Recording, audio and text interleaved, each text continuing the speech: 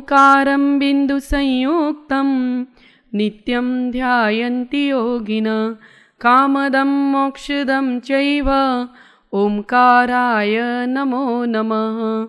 मंगलं भगवान् वीरो मंगलं गौतमो गणी मंगलं कुन्दकुन्दार्यो जैनधर्मोऽस्तु मंगलं जैनधर्मोऽस्तु मंगलं। परात्पर गुरुवे नमः परम गुरुवे नमः परम्पराचार्य गुरुवे नमः साक्षात् प्रत्यक्ष सद्गुरुवे नमो नमः। जी बोलो अनंतानंत सिद्ध परमेष्टि भगवान की, अहिंसामय विश्व धर्म की, देवादिदेव वर्तमान शासन नायक श्री महावीर स्वामी भगवान की, द्वादशांग जिनवाणी माता की, सद्गुरु देव की जय। जय सद्गुरु वंदन। ओम। श्री महावीराष्टक स्तोत्र आधारित हम तत्व विचारणा कर रहे हैं। अपना यह अष्टक, इस पे जो विचारणा चल रही थी वो तो पूरा हो गया है, बस उसका उपसंहार का एक छोटा सा श्लोक बाकी रह गया है। इसमें उसका फल बताया है कि महावीर अष्टक स्तोत्र पढ़ने का फल क्या है, वो फल बताया है इसमें। और सभी शास्त्रों में होता ही है, अंत में उसका फल बता करके उसकी समाप्ति की जाती है, जिससे वाचक को और जो जो भी उनका आश्रय लेता है उसको, उन वचनों के आश्रय लेने वाले को उसके प्रति उत्साह और महात्म्य वर्धमान होता है। इसलिए આપણે આ એક નાનો અનુષ્ટુપ છંદ છે, એ પૂરું થઈ જાય પછી બધાએ સ્વયંને શું ફળ મળ્યું એ બતાવવાનું છે। લગભગ 8-10 દિવસ આપણે મહાવીરાષ્ટક સ્તોત્રની વિચારણા કરી તો એનાથી સ્વયંને શું ફળ મળ્યું છે એ બતાવવાનું છે। એટલે પહેલાં તૈયાર રહેવાનું, હાથ ઊંચો કરવાનો, મારે બતાવવું છે એમ, ને જે હાથ ઊંચો નહીં કરે એને અમે પૂછીને કહીશું બતાવો એમ।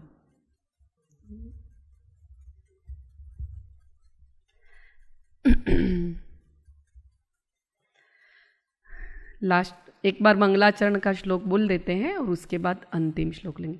यदि ये चैतन्ये मुकुरैव भावाश्चिदचित समं भान्ति द्रव्य व्ययजनिलसन्तोऽन्तरहिता जगत्साक्षी मार्ग प्रकटन परो भानुरिवयो महावीर स्वामी नयन पथगामी भवतु मे।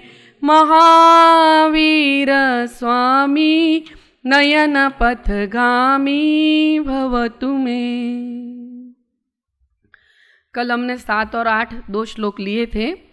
8वें श्लोक का चर्चा अपन कर रहे थे, उसमें 1-2 बिंदु रह गए थे। इसमें भगवान की जो सामर्थ्य और शक्ति है, कैसे वो संसारी जीवों को तारने में समर्थ है और एकमात्र वो ही शरणभूत है, वो कैसे है उसका वर्णन इसमें किया है। तो पहले तो पहली पंक्ति में भगवान को वेद्य की उपमा दी। कैसे वेद्य है? तो आकस्मिक वेद्य। कैसे वेद्य है? मतलब सोचा भी नहीं हो वो काम तत्क्षण हो जाए, अप्रत्याशित मतलब तत्क्षण कार्य कर देने वाला, बिना मतलब कभी उसकी आशा भी नहीं की हो, ऐसा आशातीत फल देने वाला भगवान ऐसे वेद्य हैं। तो वो वेद्य किस रोग का इलाज करते हैं? महामोहांतंक प्रशमन। महामोह रूपी रोग जो इस संसारी जीवों को लगा हुआ है, उस रोग को उपशांत कर देते हैं। और उस जीव के अंदर से मोह के उपशांत होने से उसके साधना के बल से वह रोग समस्त प्रकार से क्षय को प्राप्त हो जाता है। तो उसमें परम निमित्त है, वो कौन है? महावीर भगवान है। और महावीर भगवान नाम रूप यहाँ बताएं, पर जैसे महावीर भगवान ने राग द्वेष रहित वितराग पद प्राप्त किया है, वैसे अनंत सिद्ध परमेष्टि है, अनंत परमात्मा है, वो सभी इस प्रकार संसारी जीवों को उपकारी होते हैं। दूसरा निरापेक्षो बंधु, अर्थात निरापेक्षो बंधु अर्थात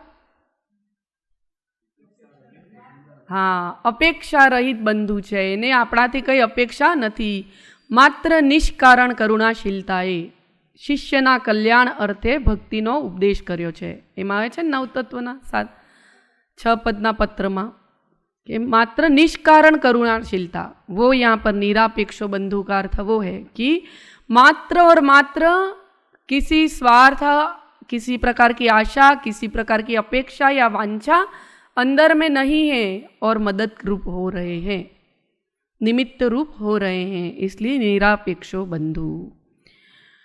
विदित महिमा जग विख्यात, उनकी महिमा कैसी है? जग में प्रख्यात है. कैसे प्रख्यात है? तो उनके अनेक ऐसे प्रसंग है जिसको इस यह संपूर्ण विश्व जानता है.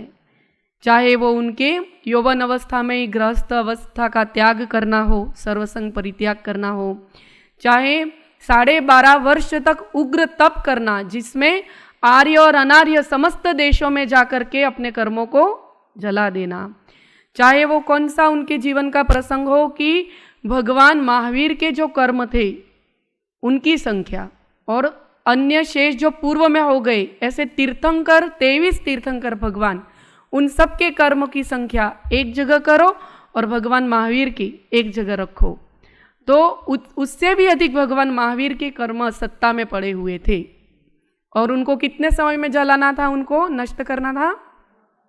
मात्र 12.5 वर्ष में कर दिया उन्होंने. उम्र तो थी, कितनी थी उनकी? 72 वर्ष. इसके अलावा शेष जो तीर्थंकर भगवान थे उनकी उम्र ज़्यादा थी, लेकिन ये अवसर्पणी काल है, इसलिए धीरे धीरे धीरे धीरे आयुष्य, सहनन आदि सब कुछ, शक्ति आदि सब घटती हुई थी. तो काल के प्रभाव के कारण भगवान महावीर जब जन्म लिया और मोक्ष गए, भगवान महावीर उस समय चौथा काल लगने में मात्र 3000 वर्ष से कुछ अधिक समय ही बाकी था. तो एकदम पंचम काल निकट आ गया था. उसके पूर्व ही चतुर्थ काल में ही भगवान को सारे कर्म नष्ट कर देने थे. तो 12.5 वर्ष की उम्र में ही उन्होंने ऐसा उग्र तपश्चरण किया कि उनका यह जो ये साधना काल है वो साधना काल विश्व प्रसिद्ध हो गया, क्योंकि संपूर्ण विश्व को अचंभित कर देने वाला था. भगवान महावीर की जो तपस्या, उन्होंने जो साधना की, वो कि मात्र 12.5 वर्ष की उम्र में ऐसा पराक्रम किया कि समस्त कर्मों को जला दिया. इसलिए जग विख्यात है. विदित महिमा ऐसा आया ना, चंदन बाला का प्रसंग ले लो, तो उसके माध्यम से उन्होंने नारी उद्धार किया, इसलिए वो जग विख्यात है. संगम देव का उपसर्ग हो या अन्य अनेक अनेक भगवान महावीर के ऐसे अनेक प्रसंग है जिसके कारण वो विश्व विख्यात हैं. और आज लास्ट के अंतिम तीर्थंकर हैं तो उनका शासन चल रहा है, इसलिए भी वो विश्व विख्यात वर्तमान में अधिक है. हाँ, चंडकोशिया का दृष्टांत ले लो, ऐसे उनके जीवन के अनेक प्रसंग हैं. वो जब उन्होंने दीक्षा नहीं ली उसके पूर्व भी गृहस्थ अवस्था में भी उन्होंने बहुत सुचारू रूप से राज्य व्यवस्था की थी. हम अभी पिछले वर्ष वैशाली गए थे. वैशाली में वहाँ पर वो पुरातत्व विभाग वालों ने ही वहाँ पर वैशाली में उसके हिसाब से ही भगवान महावीर और बुद्ध के विचरण की भूमि रही ना. वैशाली भगवान महावीर की जन्म भूमि रही. कुंडग्राम वैशाली में ही आता है. और बुद्ध भी वहाँ पर विचरण अधिक किया वैशाली में ही उन्होंने, इसलिए उन दोनों का पुरातत्व विभाग ने बहुत संरक्षण किया है. मतलब उनके जो जो भी इतिहास है उसका, तो वहाँ पर पुरातत्व विभाग ने कुछ खुदाई की थी, उसमें कुछ शिलालेख निकले थे. उस शिलालेख में ऐसा कहा जाता है कि भगवान महावीर के जो नाना जी राजा चेटक है ना, त्रिशला माता के पिता का क्या नाम था? चेटक राजा. तो राजा चेटक का जो राज्य था उसके अमात्य महावीर भगवान थे, और उन्होंने राजा चेटक के राज्य की भी बहुत अच्छी सुचारू रूप से व्यवस्था की थी. मतलब उनके पिता का जो राज्य था उसके तो वो थे ही राजकुमार, युवराज थे ही वहाँ के तो, लेकिन अपने नाना जी का जो राज्य था उसमें भी वो महाअमात्य थे, ऐसा वहाँ पर आता है. और बहुत सुंदर उन्होंने व्यवस्था की थी. ऐसा अभी एक शिलालेख पुरातत्व विभाग की वास है. तो ऐसे अनेक अनेक उनके जीवन के अनेक सारी प्रतिभाएं, अनेक गुण, अनंत गुणों के कारण से वो विश्व विख्यात हैं. इसलिए विदित महिमा, मंगलकर. मंगलकर मतलब सुखकारी. भगवान का नाम क्या है? किसी भी समय लो, सुख में लो, दुख में लो, शुद्ध अवस्था में लो, अशुद्ध अवस्था में लो, क्लेश में हो तब लो अथवा अत्यंत हर्ष में हो तब लो, कभी भी भगवान का नाम, बूढ़ा, बच्चा, वृद्ध, युवान, छोटे से छोटा जीव या बड़े से बड़ा जीव, कोई भी भगवान का नाम लेता है तो उसको क्या प्राप्त होता है? सुख की प्राप्ति होती है, एक क्षण के लिए भी पण शांति की प्राप्ति होती है। शरण्य साधु नाम भवभयभृताम, भवभयभृता मतलब जो इस संसार के दुखों से भयभीत हो गए हैं, जन्म जरा मरणादि दुखों से भयभीत हुए हैं, ऐसे साधु जन के लिए, ऐसे सत्पुरुषों के लिए, विवेकवान मुमुक्षु के लिए वो कैसे हैं? शरण्य, शरण दाता हैं, शरण देने योग्य हैं, उत्तम गुणों अर्थात उत्तम गुणों के धारी हैं। ऐसे महावीर स्वामी नयन पथगामी भवतु में, ऐसे भगवान महावीर स्वामी मेरे नयन पथगामी बने, अर्थात मेरी दृष्टि जहाँ जहाँ जाए वहाँ वहाँ मुझे महावीर ही महावीर दिखे। ये स्थूल कथन हुआ। नयन मतलब क्या? बिना नयन पावे नहीं बिना नयन की बात, ऐसा कहते हैं। तो यहाँ पर नयन का अर्थ नयन पथगामी मतलब मेरे अभिप्राय में निरंतर आपका जो शुद्ध व्यक्तित्व है वो ही मेरा भी स्वभाव, शक्ति अपेक्षा से, स्वभाव अपेक्षा से मैं भी आपके समान ही आत्मा हूँ, ऐसा अभिप्राय मेरे चित्त में सदैव रहे। आपके द्वारा बताया हुआ अभिप्राय, आपके द्वारा पथ प्रदर्शित किया हुआ मार्ग मेरे दृष्टिपथ में सदैव रहे। इस संसार में मैं जहाँ जहाँ भी विचरण करूँ, जो जो भी क्रिया करूँ, प्रवृत्ति करूँ और मेरी जो जो भी वृत्ति रहे, उस वृत्ति में आपके द्वारा बताया गया मार्ग और आपकी आज्ञा सदैव रहे। उसको कहते हैं नयन पथगामी भवतु में, कि हे भगवान आप सदैव मेरे नयन पथ में मतलब मेरी आँखों के सामने रहो, मेरी दृष्टि जहाँ जहाँ जाए वहाँ वहाँ आप गमन करो, ऐसा उन्होंने भगवान को कहा है। तो भगवान का स्वरूप मुझे सदैव स्मरण रहे, यह एक छोटा सा इसका अभिप्राय है कि मैं जीऊँ तो कैसे जीऊँ? भगवान की दृष्टि से जीऊँ। देखूँ तो कैसे देखूँ? भगवान जो दिखाना चाहते हैं वो देखूँ। कुछ भी कार्य करूँ तो कैसे करूँ? भगवान जैसा करवाना चाहते थे निर्लेप भाव से करूँ। तो मेरी वृत्ति, प्रवृत्ति, अभिप्राय सब कुछ भगवान के अनुरूप रहे, उसको कहते हैं महावीर स्वामी नयन पथगामी भवतु में। आगे महावीराष्टक स्तोत्र, ये अनुष्टुप छंद है, एक बार सभी बोलेंगे। महावीराष्टकम स्तोत्रम भक्त्या भागेन्दुना कृतम, यः पठेत् शृणुयात् चापि स याति परमां गतिम। બધા સાથે બોલીશું। महावीराष्टकं स्तोत्रम भक्त्या भागेन्दुना कृतं, यः पठेत् शृणुयात् चापि स याति परमां गतिम। अब इसका अर्थ करते हैं। महावीराष्टकम स्तोत्रम, यह महावीराष्टक स्तोत्र किसके द्वारा? तो भागेन्दुना, भागेन्दुना मतलब भागचंद्र जी, भाग प्लस इंदु, ऐसा यहाँ पर संधि की हुई है। इंदु अर्थात क्या होता है? चंद्रमा। तो कवि का नाम क्या है? भागचंद्र। तो भागचंद्र जी के द्वारा भक्त्या कैसे किया गया? भक्ति अत्यंत भाव विभोर होकर के यह कविवर भागचंद्र जी के द्वारा क्या किया गया है? महावीराष्टक स्तोत्रम कृतम किया गया है। किसके द्वारा? तो भागचंद्र जी के द्वारा क्या किया गया है? महावीराष्टकम स्तोत्र, यह महावीराष्टक स्तोत्र की रचना की गई है। और किस प्रकार की गई है? भक्त्या, अत्यंत भक्ति के साथ की गई है।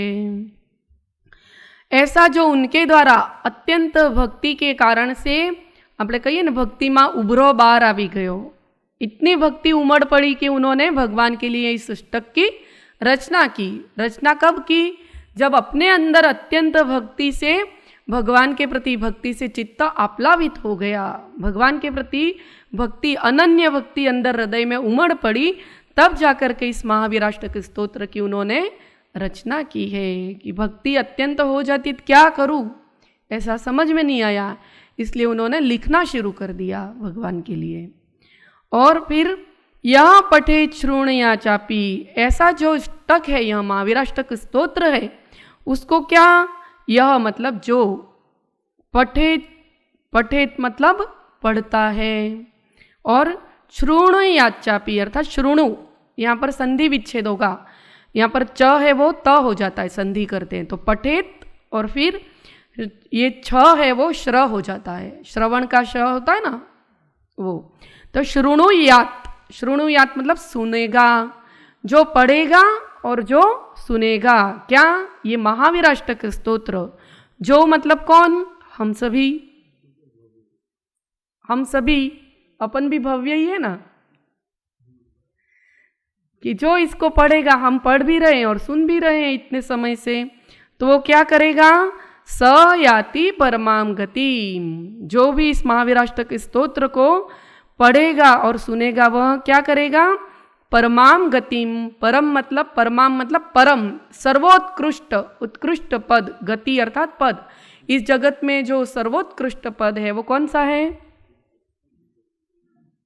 मोक्ष पद, सबसे ऊंचा पद है वो मोक्ष पद है, तो वो स परमाम गति, उस मोक्ष पद को याति मतलब प्राप्त करेगा, प्राप्त करता है। अर्थ हुआ कि कविवर भागचंद्र जी के द्वारा अत्यंत भाव विभोर होकर इस महावीराष्टक स्तोत्र की जो रचना हुई है, उसको जो भी पढ़ेगा सुनेगा वह उत्तम उत्कृष्ट गति को प्राप्त होगा, यह इसका अर्थ हुआ।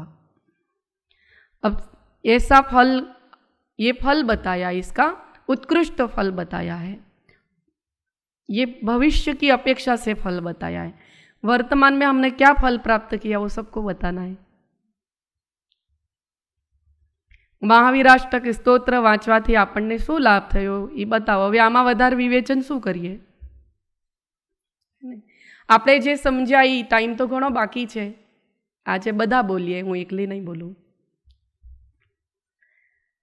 લાભ જે થયો આપણને, પારમાર્થિક લાભ થયો કે નહીં થયો, કંઈ નહીં, તો એસીમાં શાંતિથી બેસી રહ્યા એટલો લાભ તો થયો ને।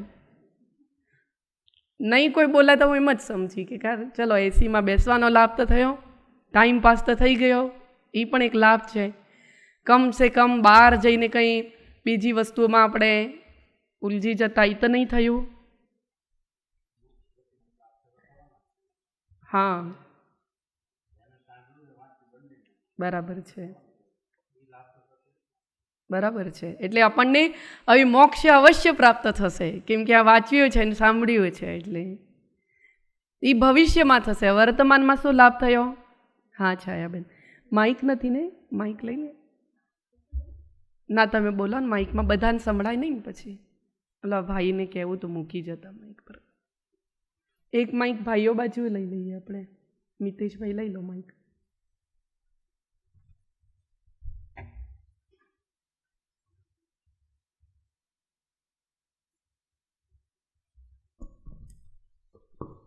થોડો એવો ભાવ, હા, એક તો ભગવાન મહાવીરનો મહિમા વધે, બરાબર છે, કે આટલા મોટા આટલા બધા મહાન હતા। બીજું વિતરાગ દર્શનનો સિદ્ધાંત ખ્યાલ આવે, હા, કે પરસ્પર વિરોધી વિશેષતાઓ પણ એક આત્મામાં હોય છે, અને એક વિનય ગુણની આરાધના વધે, કે આવા હે ભગવાન, આવા મહાવીર સ્વામી ભગવાન તમે મારા દ્રષ્ટિમાં હંમેશને માટે વસો, મારા અભિપ્રાયમાં આવો, એવો વિનય ગુણની આરાધના હતી। બરાબર છે, ઘણા બધા લાભ બતાવ્યા છાયાબેને। હા બતાવો કિરીટભાઈ, માઇકમાં બોલો।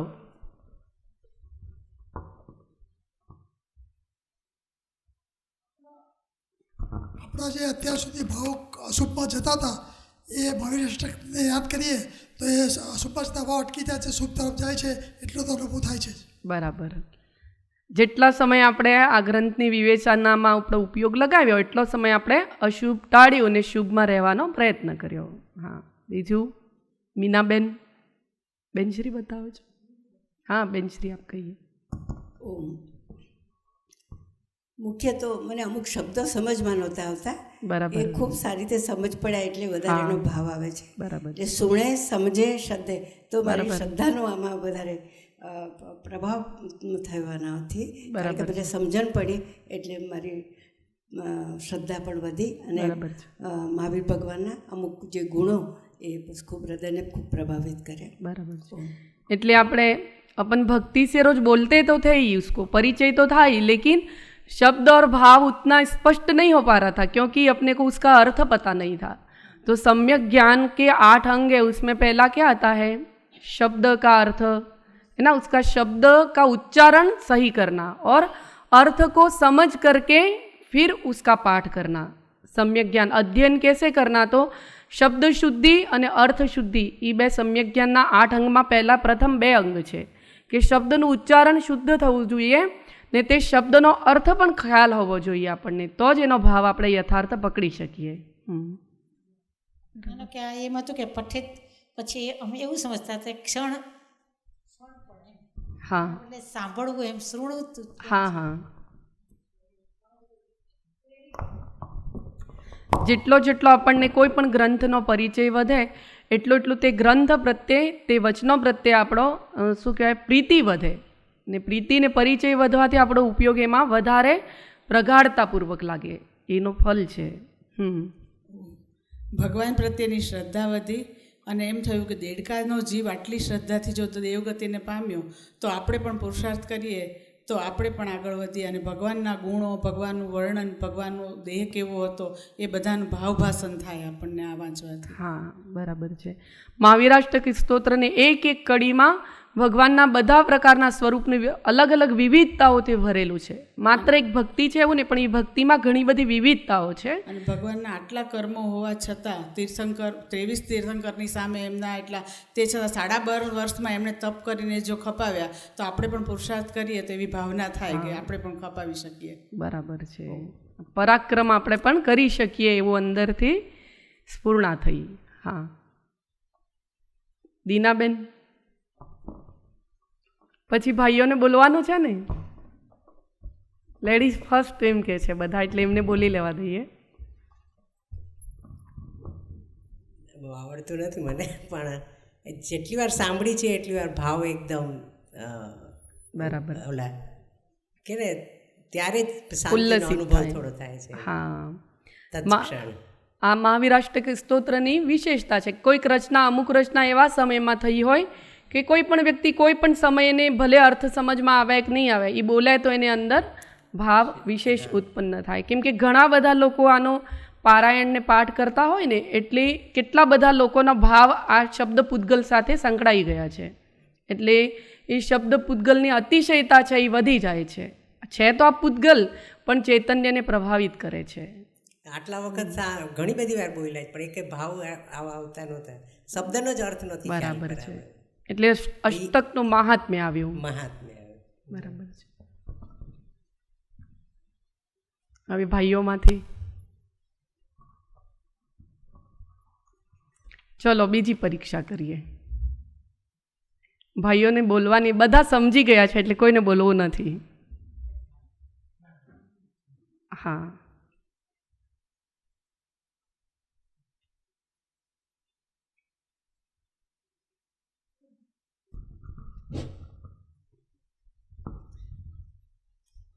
मैंने तो 2 श्लोक का भाव समझने का प्रयत्न किया है.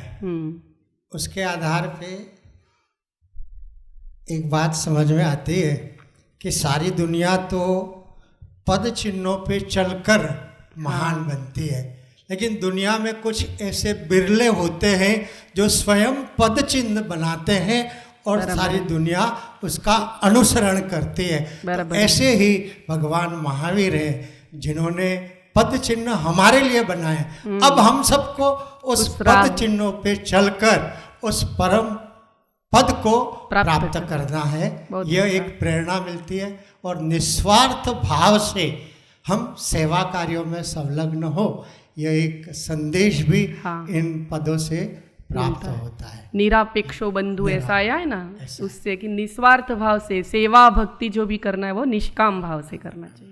बहुत अच्छा बताया. इसी को हम किसी कवि के शब्दों में व्यक्त करें तो ऐसा हम कह सकते हैं कि यूं तो जीने के लिए हजारों लोग जिया करते हैं, लाभ जीवन का नहीं फिर भी लिया करते हैं। मौत से पहले हजारों मरते हैं, मगर जिंदगी उन्हीं की है जो मरकर जिया करते हैं, जो मरकर जिया करते हैं। तो आज हमारे लिए अमर है महावीर भगवान। महावीर, तो ये भाव है। बराबर है, बहुत अच्छा। जय सद्गुरुदेव। बहुत अच्छा बोला। હવે થોડી પરીક્ષા કરીએ આપણે શ્લોક 1 માંથી। એક કોઈ પણ એક શબ્દનો અર્થ બતાવવાનો છે, ભાઈઓમાંથી છે પરીક્ષા। આજે પરીક્ષાનો દિવસ છે, વધારે વિવેચન થઈ ગયું। હું એકલી બોલો એ કરતાં બધા બોલે તો વધારે આપણે ઉપયોગ વધારે બધાનો જાગૃત રહેશે।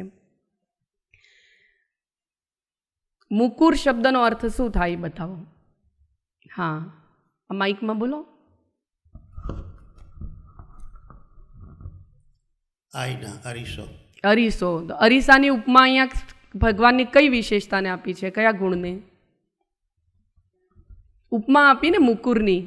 હા, કોણ બતાવશે? હા, નીતિનભાઈ બતાવશે। નીતિનભાઈ આપે। ભગવાન સાક્ષીમાં રહીને જે મેસેજ આપવા માંગે છે કે તમે પણ જો સાક્ષી રહેશો તો કર્મબંધી લેપાશો નહીં। હા, એટલે ભગવાનનું જે કેવલ જ્ઞાન છે, કેવલ જ્ઞાનમાં બધું વિશ્વ, સંપૂર્ણ વિશ્વ દેખાય છે, તો સર્વજ્ઞતાને માટે ઉપમા મુકુરની આપી છે। મુકુર એટલે દર્પણવત છે। ભગવાનનું જ્ઞાન કેવું છે? દર્પણવત છે, કે જેવી રીતે દર્પણમાં બધા પ્રતિબિંબ પડે છે પણ દર્પણ એનાથી કંઈ પણ પ્રતિક્રિયા નથી કરતો, તેવું જે ભગવાનનું જ્ઞાન છે સંપૂર્ણ વિશ્વ એમાં ઝલકે છે પર કંઈ પણ પ્રતિક્રિયા તે નથી કરતા। જગત સાક્ષી એ શબ્દ છે, બધા શ્લોક એક કાઢો। જગત સાક્ષી ભગવાનના કયા ગુણને સૂચવે છે?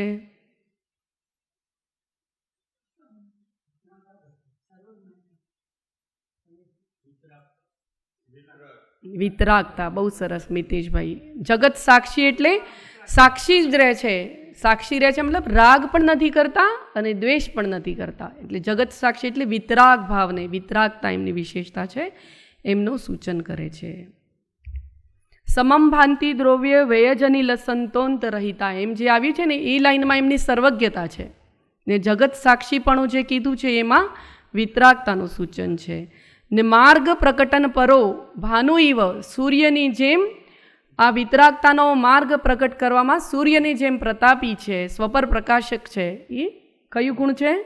હિતોપદેશીપણું। બરાબર, ચલો શ્લોક 2માં અતામ્રમ એ શબ્દનો શું અર્થ છે?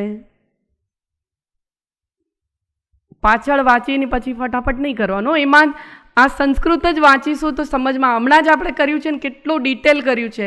એક દિવસમાં એક શ્લોક કરો એટલે કેટલું ડિટેલ કરીએ છીએ। અતામ્રમ એટલે હા, તામ્રમ એટલે લાલીમાં ને અ આગળ લગાવી એટલે લાલીમાં રહિત। અતામ્રમ એ કોની ઉપમા આપી છે? અતામ્રમ શબ્દ સૂચન શું કરે છે? હા હા, અતામ્રમ ભગવાનની આંખો માટે એનું વિશેષણ આપ્યું છે। ભગવાનની આંખો કેવી છે? અતામ્રમ યત ચક્ષુ, ચક્ષુ એટલે લાલીમાથી રહિત છે, જેમના ચક્ષુમાં કોઈ પણ વિકાર રૂપી લાલીમા નથી, ક્રોધાદિ કષાય રૂપી લાલીમા નથી। કેવા છે? પ્રશમ રસ નિમગ્નમ છે। ભગવાનના બંને નયન કેવા છે? એકદમ ક્ષમા ભાવ ઝરે છે અંદરથી, પ્રશમતા એકદમ ઝરે છે, અમૃત રસ વરસે છે। અમિય ભરી મૂર્તિ રચી રે, ઉપમા ન ઘટે કોઈ। અમિય ભરી મૂર્તિ રચી રે, ઉપમા ન ઘટે કોઈ। શાંત સુધારસ ઝીલતી રે, નિર્ખત તૃપ્તિ ન હોય, વિમલ જીન દીઠલોયણ। એવી ભગવાનની આંખો કેવી છે? તો અમી રસ જેમાંથી નિત્ય વરસે છે, જેની આંખો પ્રશમ ઝરતી, એમ આપણે દરરોજ બોલતા હતા ને સાહેબજી પાસે સવારે, કે પ્રશમ રસ નિત્ય ઝરે છે એમાંથી. એવા નિર્મલ નેત્ર છે, એમને જે અંદરની દશા છે, દશાની જે નિર્મલતા છે એ આંખોમાં દેખાઈ આવે છે, આંખોમાં પ્રકટ થઈ જાય છે. કોઈ વ્યક્તિ ચંચલ છે એ શેનાથી ખબર પડે? આંખથી ખબર પડે છે. ચંચલ નારી કે નૈન છીપે નહીં, એમ આવે ને. તો એની ચંચલતા હોય તે એની આંખોમાં દેખાઈ જાય. માયાચારી હોય એ એના આંખોમાં દેખાય, તો પછી નિર્મળતા હોય તે આંખોમાં કેમ ન દેખાય? તો ભગવાનને સમગ્ર વ્યક્તિત્વની જે શુદ્ધતા, પવિત્રતા, નિર્મળતા છે તે એમની આંખોમાં દેખાય છે. એટલે શું ઉપમા આપી? અતામ્રમ યચક્ષુ, લાલીમાં રહિત જેમના આંખો છે. પ્રશમ રસ નિમગ્નમ દ્રષ્ટિયુગ્મમ પ્રસન્નમ. ને હજી બીજા કેવા છે નેત્રની? હજી બીજી વિશેષતા સ્પંદ રહિત. સ્પંદ રહિત કેમ થયા ભગવાનની? સિદ્ધાંતથી કોણ બતાવશે? ભગવાનની આંખો સ્પંદન રહિત છે. હા હા હા, એનું સિદ્ધાંત બોલો માઇકમાં. માઇકમાં બોલવાનું, માઇક પાસે રાખો. સરસ કીધું, બંને જગ્યાએ સારો જવાબ આપ્યો. મીનાબેન કહ્યું કે કેવલ જ્ઞાનકૃત અતિશય છે ભગવાનનો, એ પણ સ્પંદ રહિત. અને બીજું મોહનીયનો અભાવ થઈ ગયો છે, સંપૂર્ણ વિક્ષેપ છે. ચિત્ત ઉપયોગમાં વિક્ષેપપણું છે, અંદર આત્મામાં વિક્ષેપિત છે. આત્મા વિક્ષેપ એટલે ચંચલતા છે. તે ચંચલતા યોગો દ્વારા બહારમાં અભિવ્યક્ત થાય છે. આત્મા જ એકદમ સ્થિર થઈ ગયો છે. અસ્થિરતાનું કારણ મૂળ શું હતું? મોહ, મોહનીય કર્મ. સંપૂર્ણ મોહનીય કર્મ જ્યાં સમાપ્ત થઈ ગયો છે, તો હવે અસ્થિરતા કેમ? તો એકદમ સ્થિરતા આવી ગઈ છે નેત્ર.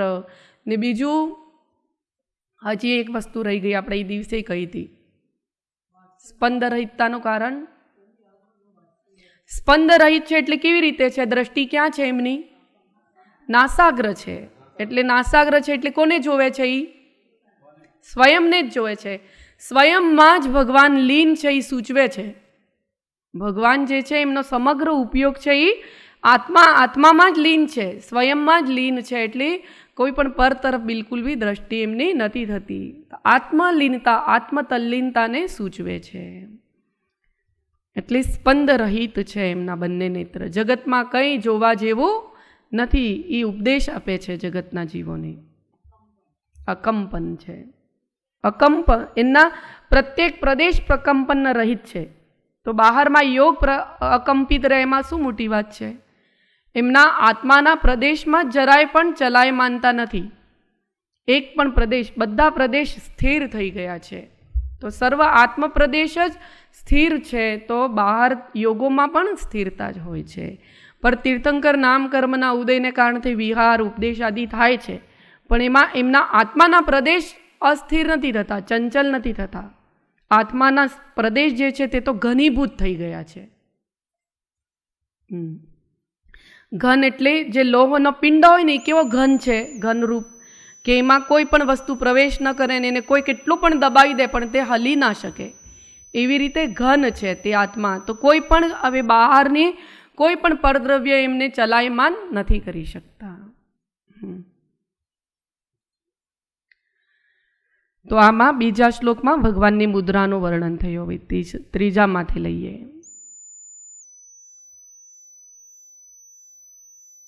ભગવાનના 2 ચરણ યુગલ, એની શું વિશેષતા બતાવી? 3 પ્રકારની વિશેષતા બતાવી છે ભગવાનના ચરણની બીજા નંબરના શ્લોકમાં. એક એક વિશેષતા બતાવો. પહેલે ભાઈઓ બાજુ. અરુણ દાદા માઇકમાં બોલો.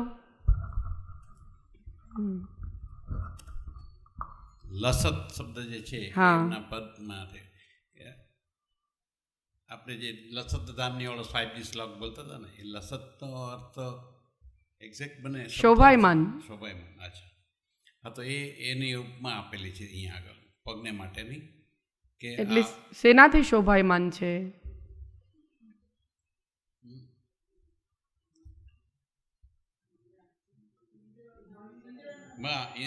જે ઇન્દ્રો જે પગે ભાઈઓને બોલવા દો.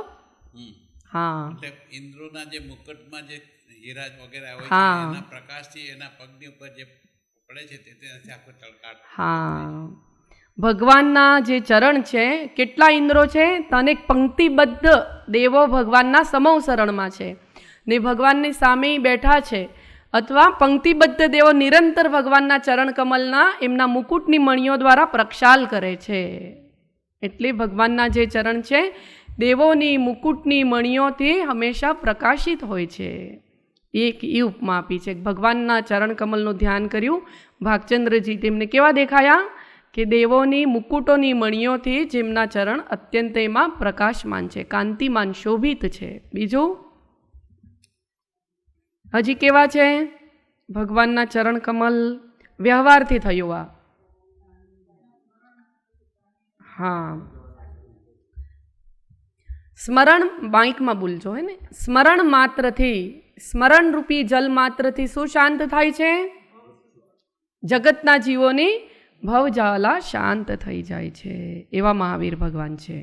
એ રિવિઝન કરી લઈએ ને, આ નિત્ય પાઠ કરવાનો એટલે આપણને વિશેષ ભાવ આવે. બીજા કોઈ શાસ્ત્રનું આપણે રિવિઝન નથી કર્યું, પણ આ એટલું લઘુ છે ને દરરોજ આપણે બોલવું જોઈએ. એ દિવસે પણ વાત થઈ હતી ને, વર્તમાન શાસન નાયક છે તો દરરોજ વર્તમાન શાસન નાયકની સ્તુતિ કરવું શ્રાવકનું અને મુનિનું બંનેનું કર્તવ્ય છે. પછી ચોથો શ્લોક લઈએ. એટલે ત્રીજા શ્લોકમાં શેનું મહાત્મ્ય છે? ચરણ કમલનું. બીજા નંબરમાં હા મુદ્રા હે ને, ચક્ષુ અને મુદ્રા, આખી મુદ્રાનું આવી ગયું એમાં. અને ત્રીજામાં સમાગમનું મહાત્મ્ય છે. સમાગમ પ્રાપ્ત કરવા કોણ જઈ રહ્યું હતું? હા, ભગવાન મહાવીરનો ચોથા શ્લોકમાં કોનો પ્રસંગ છે? મેઢકનો પ્રસંગ છે ને. તો એ ક્યાં જતો હતો? ભગવાનનો સમાગમ પ્રાપ્ત કરવા માટે, એમનું દર્શન પ્રાપ્ત કરવા માટે. એટલે મુદ્રા, વચનામૃત અને ચરણ કમલ સમાગમ બધું એમાં આવી ગયું છે. તો જે મેઢક છે, યદર્ચા ભાવે ન પ્રમુદિતમના દરદુર, દરદુર એટલે મેઢક, એ શું કરે છે? ભગવાનના દર્શન કરવા જાય છે. તો દર્શન તો નથી કરી શકતો, પણ તે શુભ ભાવનાના પ્રભાવથી શું થાય છે? દેવ ગતિને પ્રાપ્ત થાય છે. અને બીજા શિવ સુખ સમાજમ, એનો શું અર્થ થાય છે? મોક્ષરૂપી સુખ, મોક્ષરૂપી સુખના સમૂહને પ્રાપ્ત કરે. કોણ પ્રકારી શકે? સદભક્તા. હા, સદભક્તા એટલે સાચા ભક્ત. એટલે કોણ સાચા ભક્ત? કોને કહેવાય? જે ભગવાન મહાવીરની ઘણી બધી પ્રભાવના કરે, આખા વિશ્વમાં બેનર લગાવી દે, એ સાચા ભક્ત કહેવાય. તો હા, તત્વત જે ભગવાનના સ્વરૂપને ઓળખે અને જાણે એને સાચા ભક્ત કહેવાય. સમ્યક દૃષ્ટિ, સદભક્તા એટલે સમ્યક દૃષ્ટિ. શ્લોક 5માં ફરીથી તે ભગવાનના જ સ્વરૂપનું વર્ણન કર્યું છે. કેવી રીતે કર્યું છે? કયો અલંકાર છે? હા, વિરોધાભાસ અલંકાર હે ને. વિરોધાભાસ અલંકારથી 5મા શ્લોકમાં ભગવાનના સ્વરૂપનું, એમની વિશેષતાઓનું વર્ણન કર્યું છે. કેવી રીતે? कनक स्वर्णाभासो, कनक तपाए हुए सोने की आभा वाले। क्या है तपाए हुए सोने की आभा जैसा? भगवान का जो शरीर है, परमोदारिक शरीर वो, और भगवान का कलर ही ऐसा था। महावीर भगवान के शरीर का रंग कैसा था? तपाए हुए सुवर्ण के समान। ऐसे सुवर्ण के समान शरीरधारी होते हुए भी वो कैसे हैं? अशरीरी हैं, ज्ञान शरीरी हैं। तनुर ज्ञान मतलब ज्ञान शरीरी हैं। और कैसे हैं? क्या क्या उपमा दी? कौन बताएगा? दूसरी लाइन में क्या उपमा है वो बताओ। उपमा नहीं, विशेषता, गुण। कौन सा गुण बताया है? हाँ,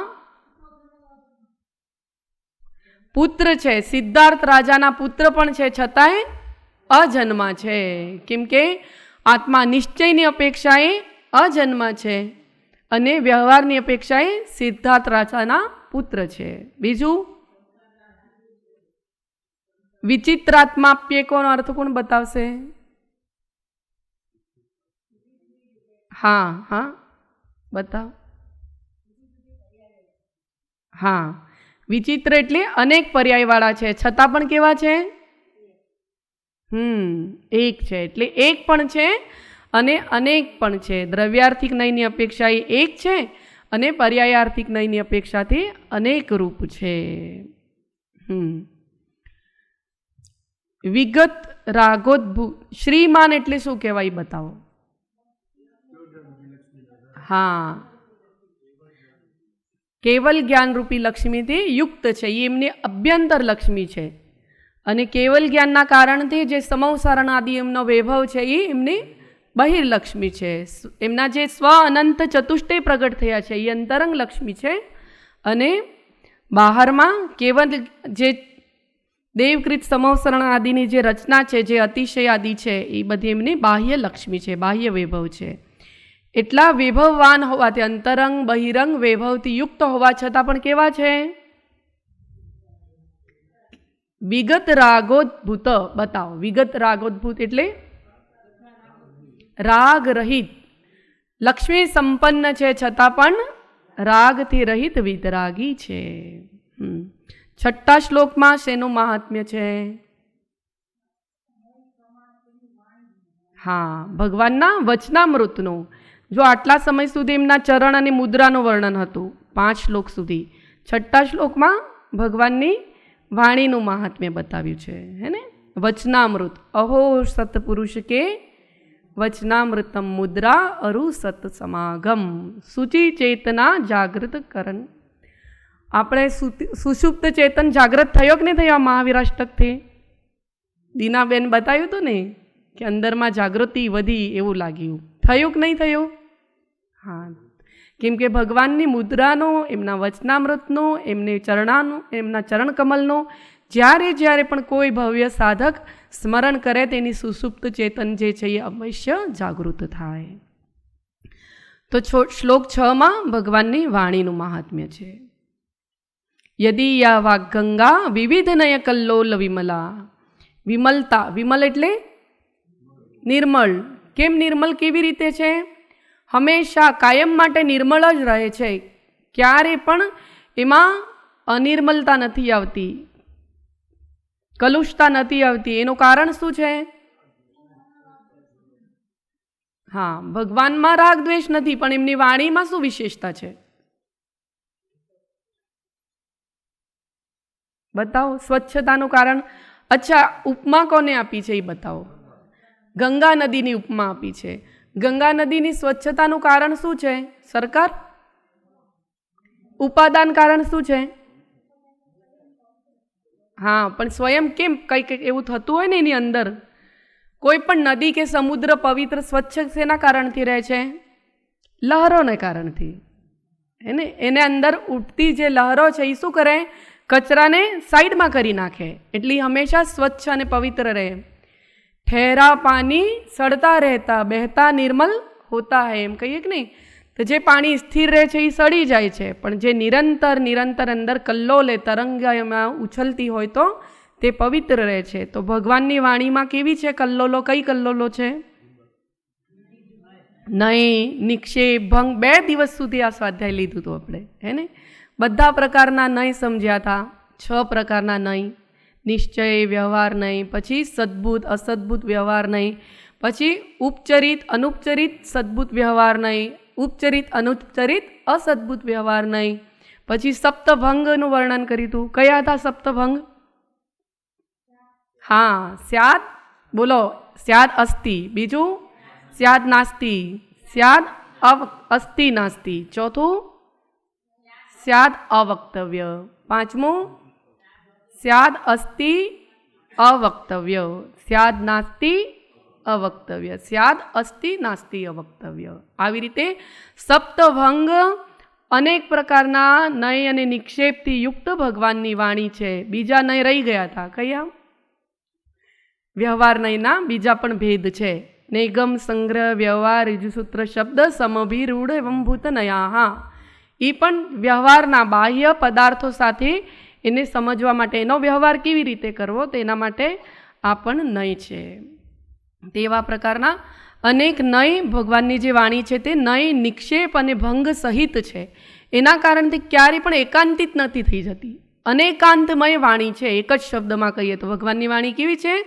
અનેકાંતમય છે ને સ્યાદવાદમય છે. એના કારણથી હંમેશા સ્વચ્છ અને પવિત્ર રહે. વાણીમાં વિરોધ ક્યારે આવી જાય? જ્યારે તે એકાંતિક થઈ જાય, ત્યારે તે અનિર્મલ થઈ જાય. વાણીમાં કલુષતા આવી જાય. એકાંત, મતાગ્રહ, સાંપ્રદાયિકવાદ આદિના કારણથી જ્યારે તે વાણીમાં આવી જાય તો એના કારણથી તે વાણી છે તે મેલી થઈ જાય. એની નિર્મલતાનું કારણ અનેકાંતપણું છે. એટલે અહીંયા ગંગા નદીની ઉપમા આપી અને જે અંદર ગંગા નદીની લહેરોના કારણથી હંમેશા સ્વચ્છ રહે છે, એવી રીતે ભગવાનની વાણી અનેક નય નિક્ષેપાદિના કારણથી હંમેશા સ્વચ્છ અને પવિત્ર રહે છે. ને શું કરે છે તે વાણી? ગંગા નદી શું કરે છે? હા, ગંગા નદી શું કરે છે? જગતના જીવોના પાપોને ધોવે છે. એટલે જ તો બધા કાશી આદિમાં જઈને ગંગામાં સ્નાન કરે છે. પરંપરા કેમ પડી છે? એટલે તો એવી રીતે બાહ્ય મલને ધોવામાં અને અંતરંગ મલને ધોવામાં સમર્થ છે. જગતના જીવોના બધા પ્રકારના પાપ, અંતરંગ બાહ્ય બધા પ્રકારના પાપોનું પ્રક્ષાલન કરવામાં ભગવાનની વાણી છે તે સમર્થ છે. એટલે એને ગંગા નદીની ઉપમા આપી છે. અને કોના દ્વારા પરિચિત છે? વર્તમાનમાં પણ. હા, બુદ્ધજન. બુદ્ધજન એટલે વિવેકવાન જીવો દ્વારા. વિવેકવાન રૂપીને બુદ્ધજનની ઉપમા કઈ સોની કેની આપી છે? હંસની ઉપમા આપી છે કે હંસ શું કરે? સાર સાર કો ગ્રહી થોતા દેહી ઉડાય. એવી રીતે કે જે સારભૂત છે, ઉપાદેય છે, એને ગ્રહણ કરે છે વિવેકવાન જીવ. ભગવાનની વાણી દ્વારા હે જ્ઞેય ઉપાદેયનો બોધ કરે છે. પહેલે બોધ પ્રાપ્ત કરે છે, પછી ઉપાદેય શું છે એ સમજે છે, હે શું છે એ સમજીને ઉપાદેયને ગ્રહણ કરે છે અને હેને છોડી દે છે. એવી રીતે હંસ કલા દ્વારા, વેદ વિજ્ઞાનની કલા દ્વારા પોતાના આત્મતત્વમાં સ્થિરતા કરે છે. આવી ભગવાનની વાણી છે. 7મા શ્લોકમાં ભગવાનની કઈ વિશેષતાઓ બતાવી? હા, ભગવાને યુવા વયની અવસ્થામાં જે ત્યાગ કરીને સમસ્ત કર્મોને બાળી નાખવાનો જે પુરુષાર્થ પરાક્રમ કર્યો એનું વર્ણન કર્યું છે 7મા શ્લોકમાં. શેના માટે કર્યું ભગવાને એવું? હા, મોક્ષરૂપી સામ્રાજ્ય પ્રાપ્ત કરવા. પ્રશમપદ રાજ્યાય એમ કીધું ને. કયું રાજ્ય પ્રાપ્ત કરવા માટે? પ્રશમ રાજ્ય પ્રાપ્ત કરવા માટે. નિત્ય જ્યાં શાશ્વત આનંદ છે એવા શાશ્વત આનંદવાળા દેશમાં સામ્રાજ્યને પ્રાપ્ત કરવા માટે. કયા સુભટને જીત્યો ભગવાને? કામરૂપી સુભટને જીતી લીધો. કેવો છે તે કામ સુભટ? એની વિશેષતાઓ બતાવીને. કેવો છે? ત્રિભુવન જયી, કે સંપૂર્ણ ત્રણેય લોકને જેને વિજય કરી રાખ્યો છે એવા કામ સુવટને ભગવાને ક્ષણ માત્રમાં યુવાવસ્થામાં જ જીતી લીધો. એમ. હવે 8મા શ્લોકમાં કેવા છે ભગવાનને ઉપમા આપી? હા, આત્મભ્રાંતિ રૂપી રોગને ટાળવા માટે વૈદ્યને સમાન છે. બીજા કેવા છે? હા, નિષ્કારણ કરુણાશીલતાવાળા છે. નિરાપેક્ષો બંધુ છે. અપેક્ષા રહિત મિત્ર છે. નિસ્વાર્થ મિત્ર છે. હજી કેવા છે? હા, જગતના જીવોનું કલ્યાણ કરે એવા પ્રખ્યાત મહિમાવાળા છે, જેમની મહિમા જે છે તે વિશ્વવિખ્યાત છે. અને શું કીધું મિતેશભાઈ? હા, સજ્જન પુરુષો માટે શરણભૂત છે. સત્પુરુષોને શરણભૂત છે એવા ભગવાન મહાવીર સ્વામી છે. બહુ સરસ. આપણે થઈ ગયા 10:30. ટાઈમ પણ પૂરો થઈ ગયો. મને આજે એમ થતું હતું કે આ 2 લાઈનમાં હું શું બોલીશ, એટલે મેં બધાને બોલાવ્યા. મને કંઈ આવડતું નહોતું એટલે મેં એમ વિચાર કર્યો કે આજે હા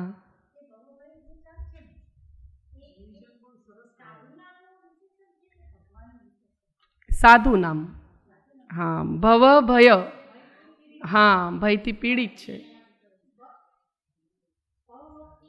સંસારરૂપી ભયને જેને ધારણ કરી રાખ્યું છે, ભૃતામ એટલે ધારણ, જેને અંદરમાં સંસારરૂપી ભય પડેલો છે, એવા જે જીવો છે, જે એટલે સંસારથી ભયભીત થયા છે, સંસારથી જે ભયભીત છે એવા જે જીવો છે, ભવભીરુ જે જીવો છે, એમના માટે શરણભૂત છે. સંસાર જેમને ગમે છે એ ભગવાનની શરણ કેમ લે? એટલે ભગવાન પણ શરણ નહીં આપી શકે એમને. જે એમની શરણમાં આવે એમને તો શરણાગત વત્સલ એમ કીધું છે ને ભગવાનને, કે શરણમાં આવવા ઈચ્છે એવા જીવો માટે શરણભૂત છે. એટલે ભવભયભૃતામ શરણ્ય એમ કીધું છે. હજી કોઈને કંઈ પૂછવું છે? લાસ્ટ હા જી બેન.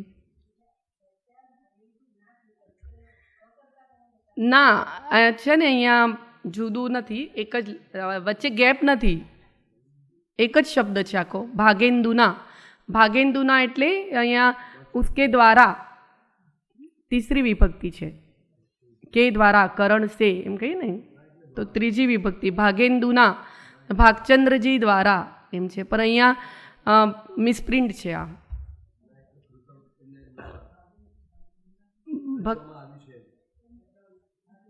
ભક્ત્યા ભાગેન્દુના મતલબ ભાગચંદ્રજી દ્વારા એમ તીસરી વિભક્તિ દ્વારા અર્થ થયો હે ને. તો અહીંયા છૂટું પાડેલું નથી, ગલત છે, અહીંયા મિસપ્રિન્ટ છે. ભાગેન્દુના એક જ શબ્દ છે. બરાબર. એક જરાક ભૂલમાં કેટલી મિસ્ટેક થઈ જાય છે સમજવા ને. હા એમ આપે અર્થ બરાબર જ કાઢ્યો છે,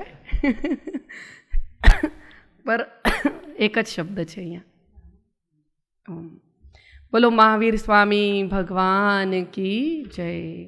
એક બાર બધા એક સાથે બોલી લી અષ્ટક સમૂહમાં, પછી દરરોજ બધાએ બોલવાનો હે ને.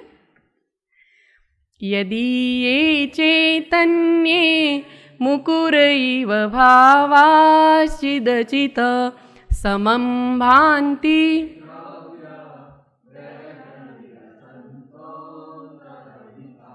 જગત સાક્ષી માર્ગ પ્રગટન પરો ભાનુરિવયો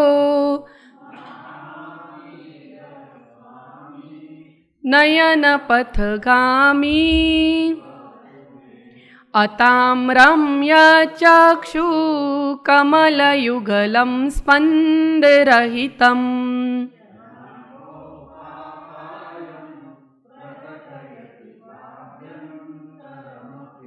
સ્ફુટં મૂર્તિર્યસ્ય પ્રશમિતમયી વાતિ વિમલા મહા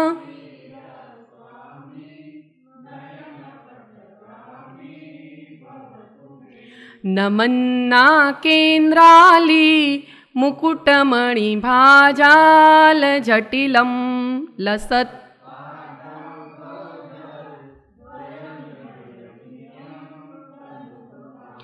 ભવજ્વાલા શાંતિ પ્રભવતિ જલમ વા સ્મૃતમપી મહા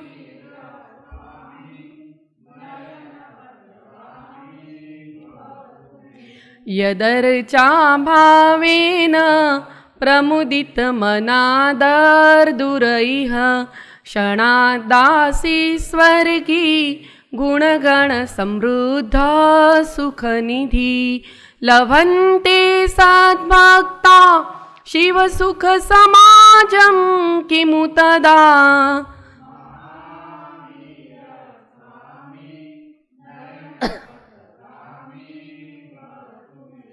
કનત્સ્વર્ણાભાસોऽપ્યપગત તનુર્જ્ઞાનનિવહો વિચિત્રાત્માપ્યેકો નૃપતિવર સિદ્ધાર્થતનય અજન્માપી શ્રીમાન વિગત ભવરાગોદ્ભુતગતિ મહા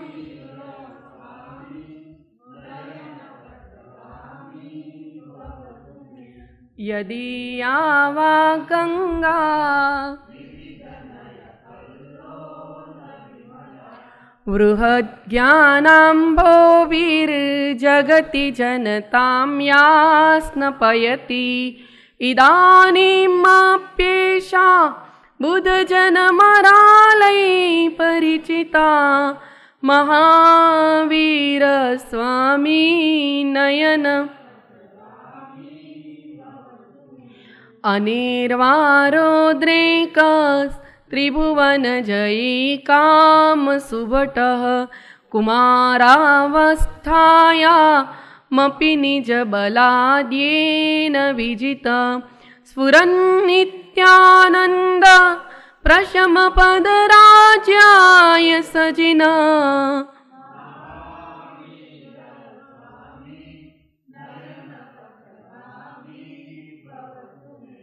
महामोहान्तङ्क प्रशमन पराकस्मिन्नभिशन् निरापेक्षो बन्धुर्विदितमहिमा मङ्गलकर शरण्यसाधूनां भवभयवृतामोत्तमगुणो महावीर स्वामी नयनपथगामी भवतु मे महावीर स्वामी। महावीराष्टकं स्तोत्रं भक्त्या भागेन्दुना कृतं या पचे शृणुया चापि स याति परमां गतिं स याति परमां गतिम्।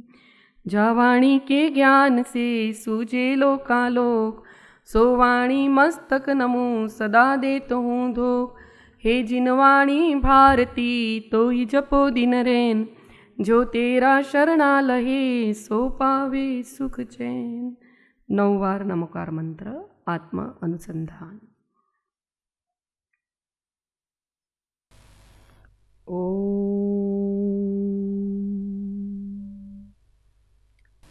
सूत्र सौ साथे हूँ आत्मा छूँ आपनो सेवक छूँ सौनो मित्र छूँ। हूँ आत्मा छूँ आपनो सेवक छूँ सौनो मित्र छूँ। हूँ आत्मा छूँ आपनो सेवक छूँ सौनो मित्र छूँ। जय सद्गुरु, जय सद्गुरु।